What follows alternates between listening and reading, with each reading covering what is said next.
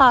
Brush করেছি, খিদে পেয়েছে, কিন্তু একদম খাবো না এখন, ভিডিওগুলো ছাড়ি। কারণ আমি অনেক আফসোস করছি। কেন আফসোস করছি সেটা আমি নেক্সট ভিডিওতে তোমাদের বলবো, ঠিক আছে? কেন আফসোস করছি আমি। তো যাই হোক, চলো ভিডিওটা কমপ্লিট করি, এডিট এখনই আপলোড করব। অনেক আফসোস করছি, অনেক পস্তাচ্ছি, অনেক কারণ আছে কেন আমি এত আফসোস করছি, কেন এত পস্তাচ্ছি।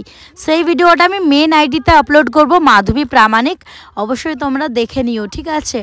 আর এই ভিডিওটা আমি আপলোড করব মাধবীস ব্লগ, সেখানে। আর চলো এখন সিনেমা দেখার পর আমি, সিম্মি, আরও একজন ছিল সিম্মির সাথে, তো ওরা বাইকে ছিল আর আমি স্কুটি চালিয়ে একটুখানি ভিডিও সিম্মিকে বললাম করে দাও। আর আমার এরকম টাইপের ভিডিও করতে খুবই ভালো লাগে। আর দুর্গাপুর থেকে কারা কারা আমার এই ভিডিওটা দেখছো জানিও, ঠিক আছে?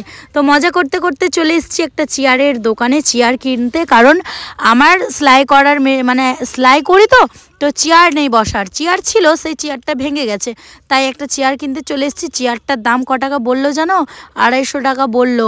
280 টাকা বলেছিল, কিন্তু আমি 250 টাকাও দিলাম না, আমি বললাম 220 টাকা নাও। তারপর বাড়িতে এসে একটা মাথার চাদর নিয়ে নিয়েছি। হ্যাঁ, মাথার চাদর নিয়ে পরে তারপরে ঘুরতে বেরিয়ে পড়েছি, একটু খাওয়া দাওয়া করলাম। তারপর সিম্মির টায়ার পাংচার, মানে স্কুটির টায়ার পাংচার হয়ে গেছিলো আর কি।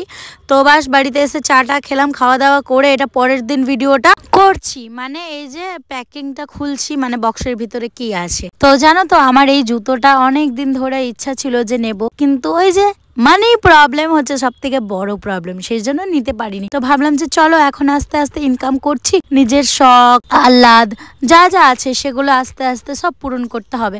এতদিন ধরে তো সবার জন্য করে এসেছি, মা বাবা ভাই বোন যাদের জন্য পারি টুকটাক করি, ঠিক আছে? খুব একটা যে বেশি আমি করতে পারি সেটাও না, তো সবারগুলো আস্তে আস্তে করি পূরণ, এইটাই আর কি। তো দেখো জুতোটা বেশ ভালো এসেছিল, কিন্তু এখানে কিছু কিছু ফল্ট ছিল, আমি বুঝতে পারছি না এই জুতোটা আমি নেবো না রিটার্ন করে দেবো। তোমরা দেখে বলো তো এগুলো ঠিকঠাক আছে কিনা, যদি ঠিক হয় তাহলে আমি নিয়ে নেব।